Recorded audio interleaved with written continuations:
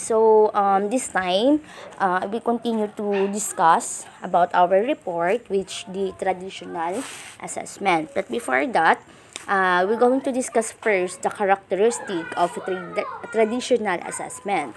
According to its definition, as defined earlier, traditional assessment generally refers to written testing, such as multiple choice, matching type, true or false, fill in the blank, etc.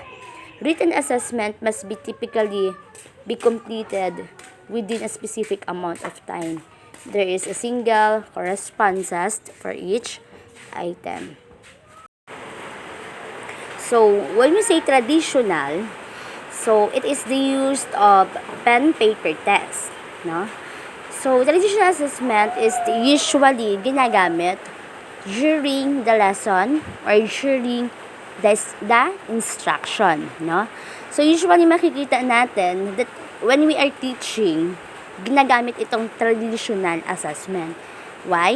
It is because yung traditional assessment is the easy way, no? Which is you can use the multiple choice, matching type, true or false, fill in the blank, which is the student is, this is their guide, no? And also you as a teacher, it is to evaluate to your student if nakinig ba sila during the instruction. Makikita mo dito kung talagang nagkaroon ba sila ng interest to listen, no? Sa iyong discussion, no? At dito makikita kung talagang merong natutunan ang bata, no? Yes, usually talaga ginagamit ang traditional assessment to easily evaluate your student. Yon. So, in traditional assessment, if we have traditional, meron din tayong tinatawag na authentic. Okay. Traditional and authentic. So, authentic, no, according to its definition, sorry, hindi kasi wala kasi sa PowerPoint yung authentic. So, nakalimutan. So, authentic assessment is ito yung talagang yung makatotohanan or nasa real world situation na kung saan you will going to use activity na talagang in actual nila na gagawin. Yun yung authentic.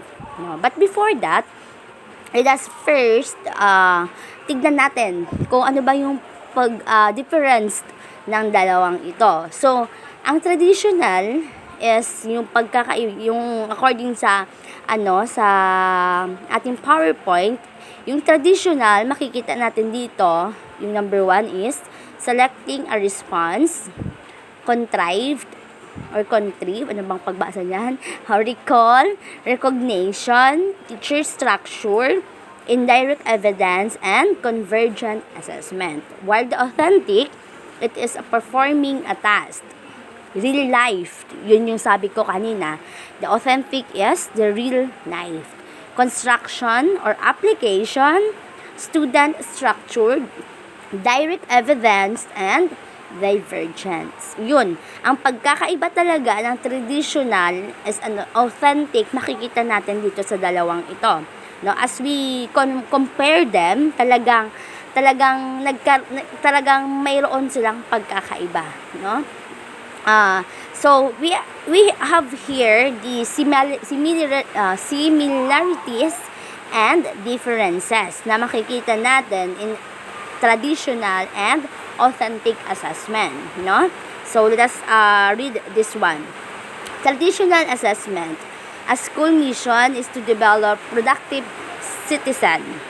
Next, to be productive citizen, an individual must possess a certain body of knowledge and skills. Therefore, school must teach this body of knowledge and skills. Last, to determine if it is successful, the school must then test student to see if they acquired the knowledge and skills. Yun yung sa traditional assessment. But let us proceed to authentic assessment. Tignan natin kung ano ba yung mga similarities and differences nitong dalawang assessment na to. So, authentic assessment, a school mission is develop productive citizen. Okay. Okay, they are same, no? Ang similarities nila is they are both a school mission is to develop productive citizen. Yun yung mga similarities nila. Next, to be a productive citizen, an individual must be capable of performing meaningful tasks in the real situation. Next, therefore, school must be helped students become proficient of performing the tasks they will encounter when they graduate. Last, to determine if it is successful, the school must then ask students to perform meaningful tasks and replicate real-world challenges to see if students are capable of doing so. So, yung traditional, no, ang makikita natin yung traditional assessment, yung similarities nila is they have both a mission to develop productive citizen. Okay. Next is yung similarities naman nila, yun, no? Yung ano pa ba? Okay. So, ang authentic at traditional, no, always remember this one para hindi tayo malito, no? Kasi kung titignan talaga natin, mas dalian talaga siya makikita yung similarities and differences nila if we are going to put in our mind na if we say traditional, it is the it is the use of pen paper test, and it also yung talagang direct structure, teacher structured, which is yung teacher ang isa sa mga center, no, which is they evaluate their student through the use of traditional assessment. While the authentic, yun nga ang sabi ko, it is the use of performance task or an activity, which is you as a teacher, if you are going to use the authentic assessment, you will going to use the debate. Okay, kung you are in a higher level of teaching, so you can use debate, which is they can act or they can perform the task, which is yung talagang nagdi-debate sila. Yun is yung makatotohanan o yung debate. Next is yung recitation. Pwede rin yung recitation. It because yung recitation is you will going to ask your student, no? So, di makikita na talagang nag-a-act sila, no? On how they are going to show their learnings. Yun yung authentic, no? So, it is talagang talagang madali lang siya talagang intindihin ang authentic and traditional.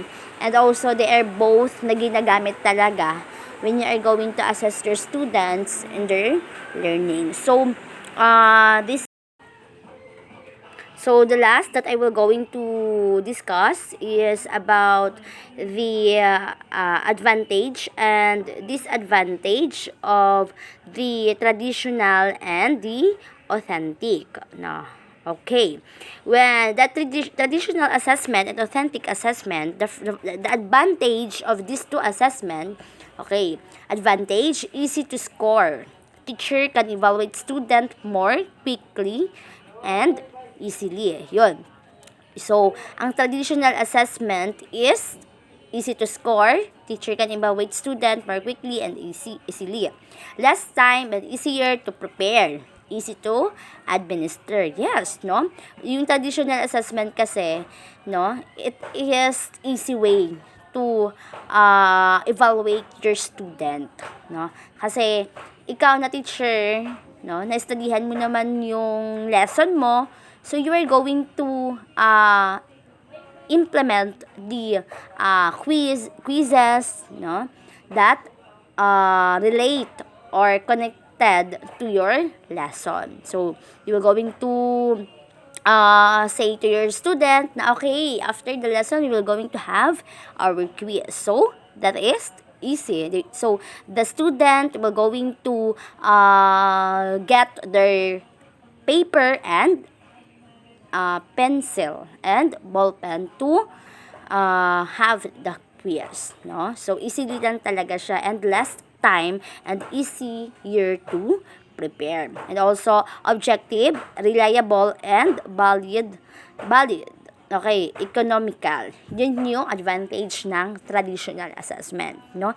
And it is mostly talaga na ginagamit ng mga teacher itong traditional assessment na ito, no? Pambihira na lang yung authentic, no? Pero yung authentic, I think so, ang authentic assessment, it is usually na ginagamit doon sa mga grade 6 na mga teacher, mga grade 5, ganon, no? So, let's proceed to disadvantages. So, advantages, harder to evaluate, time-consuming, labor-intensive. Sometimes, time and effort spent exceed the benefits. Susceptible to unfairness, subjectivity, lacking objective, reliability, and validity if not properly guided by well-defined or clear criteria or rubrics standard. Less economical. No? Yes, yung authentic assessment daw is yung disadvantage is too harder to evaluate, time consuming. Usually hindi naman pwede na talagang mag-perform ka. Okay, you are going to role play the situation of this. Okay, so you will going to give their time to prepare. That's why it is time consuming, no? Talagang hindi naman pwede na pagawin mo yung performance task, pagawin mo yung debate, pagawin mo yung mga sayaw-sayaw or mga kanta-kanta dyan, no? Kung hindi mo sila mabigyan ng oras, then hindi sila makaprepare, no? That's why it is very time consuming talaga, no? Kailangan talaga na yung long preparations na ibibigay mo sa student mo for them to act the task that you will given to them, no? So yun. So that is the traditional assessment and authentic. So thank you so much for listening. Hope na may na-learn tayo, even though it is a small no.